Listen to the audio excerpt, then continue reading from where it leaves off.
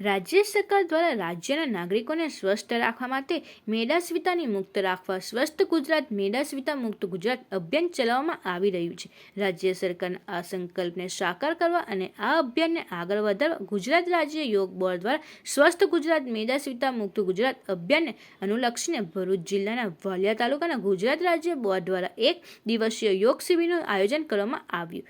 વાલિયાના Shrirang Navchetan college મહિલા છાત્રાલય ખાતે ગુજરાત રાજ્ય બોર્ડના zone coordinator doctor Parul Patel, Bharuch district coordinator Kaminaba રાજના સાનિધ્ય યોગ શિબિરનું આયોજન કરવામાં આવ્યું।